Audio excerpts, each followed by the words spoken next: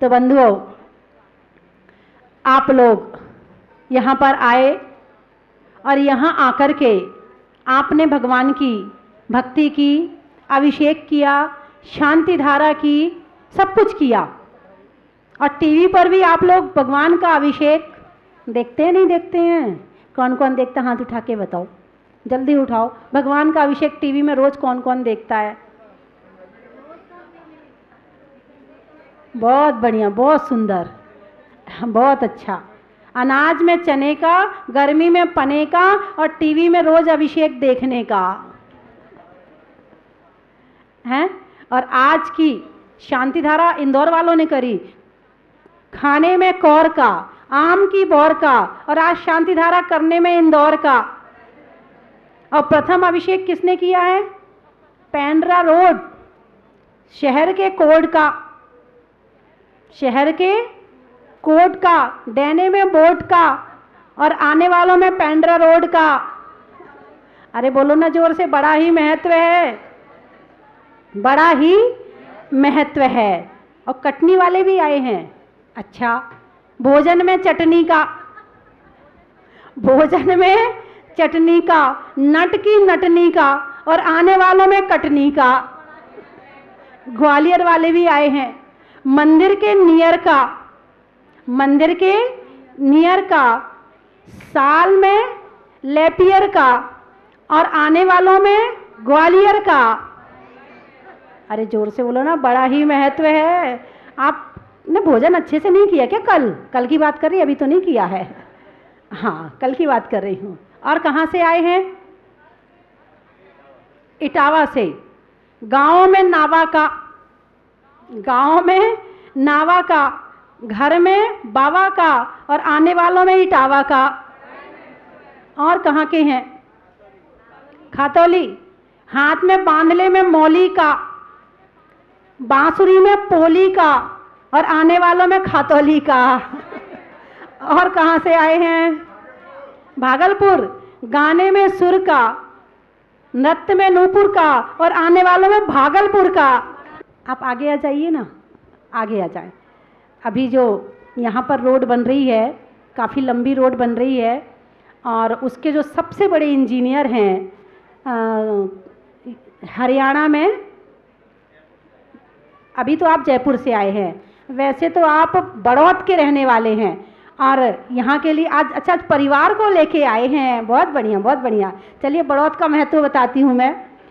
जेब में नोट का, जेब में नोट का, नेता में वोट का, और आने वालों में बड़ौत का। धर्म स्नेही बंधुओं, बहुत सारे मंदिरों में चित्र बने होते हैं। उन चित्रों में चित्र आपने देखा होगा, एक वृक्ष है, उसकी एक डाल पर हाथी लटका हुआ है, नीचे कुआं है, उसमें 4 सर्प हैं, ऊपर एक मधुमक्खी का छत्ता है, उसमें से एक एक बूंद शहद आ रही, और वो व्यक्ति उस शहद को खा रहा है। नीचे जो वृक्ष का तना है, हाथी उसे उखाड़ने के लिए तैयार है, पूरी मेहनत कर रहा है। अक्सर देखा होगा मंदिरों में, अब देख लेते हैं, बस छुट्टी, देख लिया, हाँ कुछ बना है, हाँ बना। क्या वो पेड़ वेड़ बने रहते हैं मंदिरों में? पेड़ वेड़ नहीं बने होते हैं। यदि इस पेड़ को आपने ध्यान से देख लिया तो वैराग आ जाएगा। ये चित्र यूं ही नहीं बनाए जाते हैं, ये चित्र हमारे चारित्र का निर्माण करते हैं, यदि हम उनको ध्यान से देखें तो। चित्रों को ध्यान से तो देखते हैं, मगर किन के? हीरो के, हीरोइन के, इनके चित्र ध्यान से देखते हैं। उनकी जगह यदि ये चित्र ध्यान से देख लिए जाएं तो मन में धर्म ध्यान की भावना पैदा हो जाएगी, हमारे अंदर वैराग्य आएगा, पाप से बचेंगे और धर्म में लगेंगे। लेकिन इन चित्रों को तो उड़ती नज़र से देखते, अच्छा कुछ बना है क्या, अच्छा ये महाराज जी बने, अच्छा ये बना, अच्छा ठीक है, हमारे यहाँ 5, 7, 10 चित्र अच्छे बने, बहुत सुंदर मंदिर, इतना बढ़िया है, बहुत अच्छा मंदिर है। हमारे मंदिर में बहुत सारे चित्र बने हैं। अरे वो चित्र बने हैं, उन चित्रों को देखा तो है नहीं आपने। 2 तरह की आंख होती है। एक आंख होती है जो केवल ऊपर की वेशभूषा दिखाती है, कैसे कपड़े पहने हैं, कैसा पेड़ बना है, डिजाइन सुंदर है कि नहीं, कारीगरी अच्छी से करी कि नहीं करी। ये तो हो गई जो हमारी ऊपर की आंख है, वो ये देखती है। और एक अंदर की आंख होती है जो ये देखती है ये चित्र कह क्या रहा है। यदि आपको किताब पढ़ना आता हो और जिनको किताब बनवाना आता हो, तो किताब का जो ऊपर का कवर होता है उसमें अंदर की पूरी भूमिका आ जाती है। यदि आप वास्तव में चित्र पढ़ना जाने तो किताब के ऊपर वाले पन्ने से आप ये बता सकते हैं किताब के अंदर विषय सामग्री क्या है। बनवाने वाले ने इस ढंग से बनवाई हो और पढ़ने वाला भी इसी ढंग का हो, तो किताब को अंदर बाद में खोलेंगे, ऊपर का चित्र बता देगा कि इसमें क्या लिखा हुआ है। हमारी एक आंख तो खुली हुई है मगर एक आंख बंद है। हम केवल या तो कोई बोल के समझाता है तो समझते हैं, तो भी समझें और ना समझें ये भी जरूरी नहीं है। बोल के समझा रहे हैं, चित्र से समझना तो दूर की बात है, चारित्र से समझना तो दूर की बात है। बोल के भी समझ लें ये भी बहुत बड़ी बात है। इतने में भी नहीं समझते हैं तो डांट के समझ लें तो भी बहुत बड़ी बात है, और इतने में भी नहीं समझे तो फिर समझाना बहुत मुश्किल है। समझदार ही मझधार में है। समझदार, इसका सा हटा दो, क्या बचा? मझधार। इसमें कौन ऐसा है जो ना समझदार है? एक भी नहीं है। किसी से कह देंगे तू तो ना समझदार है, लड़ाई हो जाएगी। और वास्तव में अंदर की आंख खोल कर देखो कि हम समझदार हैं, कि हम कुछ पढ़ना जानते हैं, कि हम कुछ लिखना जानते हैं। मात्र हमने किताब के 4 अक्षर पढ़ लिए और 2-4 डिग्रियां प्राप्त कर ली, इससे हम ज्ञानी नहीं बन जाते हैं। ज्ञानी बनने के लिए बड़ी मेहनत चाहिए, बहुत कुछ करना पड़ेगा ज्ञानी बनने के लिए, वरना ऐसे तो 4 किताब वाले बहुत सारे घूम रहे हैं। अभी मुझे किसी ने बताया था कि जो MBA वाले हैं, कहीं चपरासी की पोस्ट निकली थी, उनने भी फार्म भरा था। MBA वाले ने, इंजीनियरों ने, अखबार में आया था, उसके पास में वही कटिंग रखी थी, मुझे दिखा रहा था, बोले देखो माता जी क्या हालत आ गई है कि MBA और इंजीनियर की डिग्री वाले चपरासी का फार्म भर रहे हैं। इसमें आपकी क्वालिटी नहीं बढ़ी, केवल आपकी 4 अक्षर की काम करने की क्षमता बढ़ गई। एक बार की बात है कि एक फैक्ट्री बंद हो गई, चलते चलते बहुत सारे मजदूर इकट्ठे हो रहे थे। सबने इधर देखा, उधर देखा, उधर देखा, शाम तक मेहनत करते रहे। फैक्ट्री चालू नहीं हुई, मशीन चालू नहीं हुई। बोले चलो ऐसा करते हैं, इंजीनियर को बुलाते हैं। इंजीनियर को बुलाया गया, उसने सारी फैक्ट्री देखी और फैक्ट्री देखने के बाद बोला 10,000 रुपये लूँगा। अब सारे वर्कर बेकार बैठे हैं, इंजीनियर 10,000 मांगेगा तो देना पड़ेगा। बोले ठीक है, एक हथौड़ा लेके आओ। एक हथौड़ा लेके आए, उसने एक हथौड़ा मारा, फैक्ट्री चालू हो गई, मशीन चालू हो गई। तो सारे मजदूर बोले इसने कौन सा बड़ा काम किया है, इसने एक हथौड़ा ही तो मारा है, एक हथौड़ा मारने के 10,000 रुपये मांग रहा है, लाओ हथौड़ा, हम ही 100 हथौड़ा मार देते हैं। उसने कहा भाई साहब, हथौड़ा मारने के 10,000 नहीं है, हथौड़ा कहाँ मारना है इस बात के 10,000 है। इसी तरह से हर इंसान बोलता है, एक को बोलने के रुपए मिलते हैं और एक को बोलने के बाद थप्पड़ पड़ते हैं। ऐसा होता है कि नहीं होता है? तो कहाँ बोलना है, कितना बोलना है, इस बात का ज्ञान भी जरूरी है। तो जो मंदिर में चित्र बने होते हैं वो हमारे जीवन का संदेश देते हैं, हमारे जीवन को शिक्षा देते हैं। हमने केवल आज तक बोल के शिक्षा प्राप्त करी है, इसीलिए हमें लगता है कि बोलने में शिक्षा मिलती है। यदि चित्रों को देखना शुरू कर दें तो चित्र भी हमें शिक्षा देना शुरू कर देंगे। आज मंदिरों में मन क्यों नहीं लगता है? मंदिरों में मन लगने का कारण क्या हो सकता तक क्या कि आपका क्यों नहीं लग रहा है मन? उसका कारण ये है कि आप नहीं बोलने वाली भाषा को समझ नहीं पाते हैं। जो भगवान बैठे हैं वो मौन बैठे हैं, इनकी मौन मुद्रा भी बोल रही है, लेकिन केवल मुंह से नहीं बोल रहे हैं। जो इनकी मुद्रा बोल रही है वो भाषा पढ़ना हमें आ जाए तो हमें मंदिर के दर्शन करने में मन लगना शुरू हो जाए।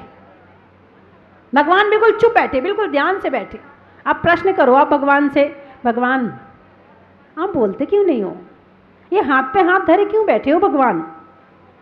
उत्तर मिलेगा, मैंने इस संसार का इन हाथों से खूब काम किया, बहुत काम किया, लेकिन कोई रिजल्ट नहीं मिला, कोई सार नहीं निकला, इसलिए मैं हाथ पे हाथ धर के बैठ गया। दूसरा प्रश्न करो, भगवान आप पैर पर पैर रख के क्यों बैठे हो? ये दुनिया क्या आपको अच्छी नहीं लगी? क्या आप चलने फिरने से थक गए थे इसलिए पैर पे पैर रख के बैठ गए? उत्तर मिलेगा, नहीं, मैंने इन पैरों से तीनों लोक घूमा, इन पैरों से तीनों लोक घूमा, लेकिन कोई सार नहीं निकला, इसलिए पैर पे पैर रख के बैठ गया। हाथ पे हाथ रखे भगवान, आप भगवान शिक्षा दे रहे हैं, हाथ पे हाथ रख के बैठ जाओ। भक्त कहता, भगवान यदि हाथ पे हाथ रख के बैठ जाऊंगा, पैर पे पैर रख के बैठ जाऊंगा, दुनिया कहेगी निकम्मा है, कुछ नहीं करता है, निकम्मा। कितनी बड़ी गाली आपकी दृष्टि में, लेकिन मेरी दृष्टि में इससे बड़ा आशीर्वाद दुनिया में कोई नहीं हो सकता। यदि किसी ने आपको निकम्मा कहा हो तो आप खुश हो जाना, उसे जरा एक रसगुल्ला खिला देना, वो दिन कब आएगा जब मैं निकम्मा बन जाऊंगा। अब आप कहोगे, आप ये तो बताओ कि इसका अर्थ क्या होता है। द्रव्य संग्रह में आचार्य नेमिचंद्र स्वामी कहते हैं, निकम्मा 8 गुणा किंचूड़ा चरम देह दो सिद्धा, लो यज्ञ ठिदाणुच्चा उपादवे ही संजुत्ता। निकम्मा 8 गुणा, जिनके 8 कर्म निकल गए हैं और 8 गुणों को प्राप्त कर लिया है, सिद्धालय में जाके विराजमान हो गए हैं, उनका नाम है निकम्मा। बताइए आप हैं क्या?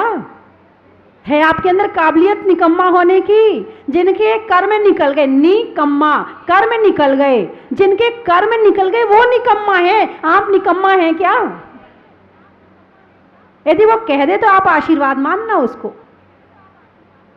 निकम्मा जब आचार्य नेमिचंद्र स्वामी कह रहे हैं तो फिर क्या बात है। एक बार मैंने कहीं प्रवचन किए, उसमें मैंने बताया पागल, जो पापों को गलाए उसे पागल कहते हैं।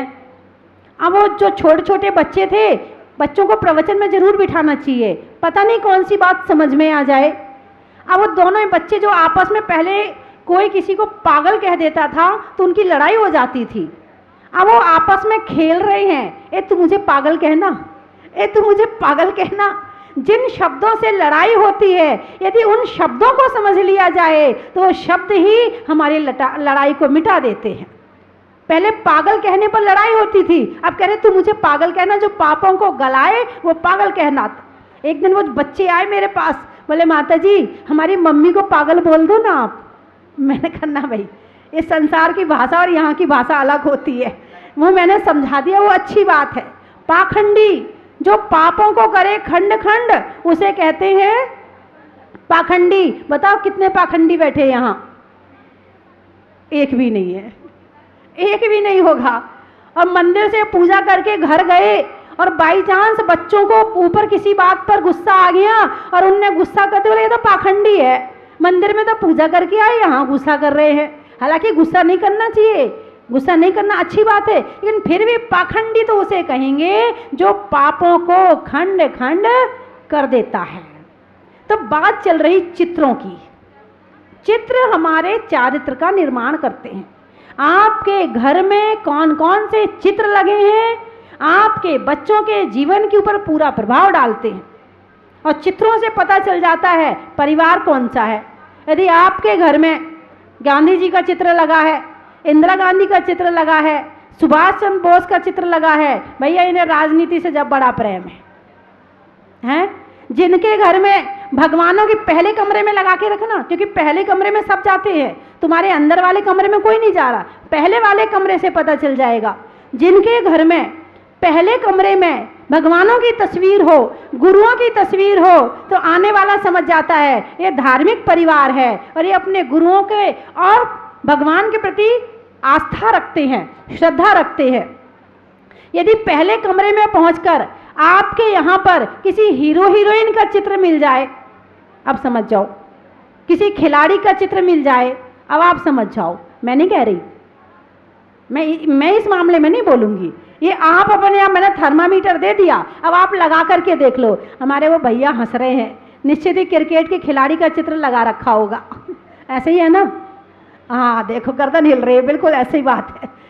आजकल के बच्चों की भगवान से ज़्यादा श्रद्धा ऐसे लोगों में हो गई है कि जिनके पर श्रद्धा करने से कोई रिजल्ट निकलने। एक खिलाड़ी का चित्र लगा लिया, बताइए क्या मिलेगा? कुछ मिला? नहीं मिला। और जितने बार आपने यदि भगवान का चित्र लगाया तो जितने बार आपकी दृष्टि भगवान के ऊपर जाएगी, थोड़ी देर के लिए भगवान की याद तो आ ही जाएगी। उतनी किसी गुरु की फोटो आपने लगा रखी है तो कम से कम उनका स्मरण तो हो ही जाएगा। और हो सकता है कभी कभी आपके मन में ये भी आ जाए, अरे महाराज जी के पास जाना है, अरे माता जी के पास जाना है। हो सकता है मुनि सत्यनारायण भगवान का फोटो लगाया, अरे भाई जहाजपुर जाना बहुत दिन हो गए हैं, याद आ रही है, देखो भगवान की फोटो सामने। हो सकता है आपको अच्छे निमित्त मिलते रहें तो अच्छे काम होते रहें। अच्छे निमित्त के लिए अच्छे चित्र बहुत जरूरी है। अच्छे चित्र हमारे जीवन को बदलने की ताकत रखते हैं। एक हीरोइन को देख करके यदि आपको सजने धजने की याद आ सकती है तो भगवान की फोटो देखकर आपको त्याग करने की याद क्यों नहीं आ सकती है? गुरुओं को देखकर आपके जीवन में त्याग की शक्ति मजबूत क्यों नहीं हो सकती है?